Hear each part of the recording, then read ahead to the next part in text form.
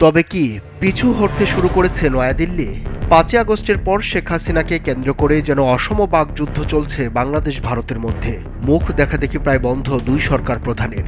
সম্পর্কের সেই অচলায়তন ভাঙার সুর এখন দিল্লির মুখে। ডক্টর ইউনূস এমন কি জাদু দেখালো যে স্বয়ং পররাষ্ট্র সচিব বিক্রম মিশ্রি উড়ে আসছেন ঢাকায়? এফওসি বা ফরেন অফিস কনসালটেশনের বৈঠক হবে বাংলাদেশের পররাষ্ট্র সচিবের সঙ্গে। তাহলে কি সম্পর্কের আইসবার্গ গলতে শুরু করেছে? এই প্রশ্নের উত্তর আমরা খোঁজার আগে চলুন একটু ঘুরে আসি কিভাবে কোন প্রেক্ষাপটের মধ্য দিয়ে ক্রমাগত শূন্যের দিকে এগিয়ে গেছে প্রতিবেশী দুই রাষ্ট্রের সম্পর্ক।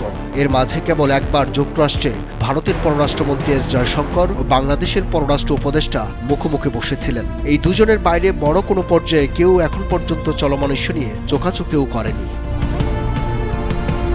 ৫ই আগস্ট দেশটির অকৃত্রিম বন্ধু শেখ হাসিনার পতনের পর যেন আকাশ ভেঙে পড়েছে দিল্লির উপর। টানা কয়েক মাসের প্রতিক্রিয়ায় অন্তত তাই মনে করছেন বিশ্লেষকরা। এরপর সংখ্যালঘু ইস্যুকে সামনে রেখে কল্পকাহিনী, গল্প উপন্যাস তৈরি করতে শুরু করে ভারতীয় গণমাধ্যম। সোশ্যাল মিডিয়ার অপপ্রচার এতটাই নগ্ন দেখে মনে হতে পারে কাল পরশুই হয়তোবা অস্থিতিশীল হয়ে উঠতে পারে পুরো দক্ষিণ এশিয়া। এমন পরিস্থিতির মধ্যে ভারত ইস্যুতে জাতীয় ঐক্যের ডাক দেন ডক্টর মোহাম্মদ ইউনূস। ধারাবাহিক বৈঠকে মূলত তিনটি বিষয়ে সব রাজনৈতিক দল, ছাত্র সমাজ ও মুসলিম, হিন্দু, বৌদ্ধ, খ্রিস্টান সম্প্রদায় একমতে পৌঁছায়। বিষয় তিনটি হল ভারতসহ বিশ্বব্যাপী বাংলাদেশ বিরোধী প্রোপাগান্ডা ও ভারতীয় উপহাইকমিশনগুলোর নিরাপত্তাহীনতা।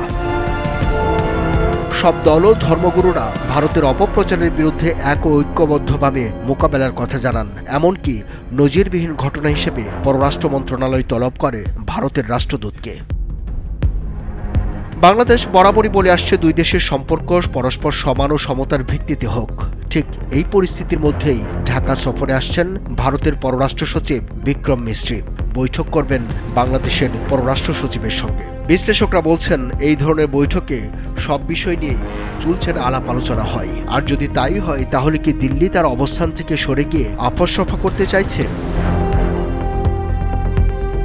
বিশ্লেষকরা বলছেন ডিপ্লোমেসিতে আপস রফার কিছু নেই, বরং সীমান্ত ঘেঁষা দুই দেশের মধ্যে এত টানাপোড়েন, এত উত্তেজনা, এর মধ্যেই দুই দেশের প্রতিনিধি আলোচনা করতে বসছেন।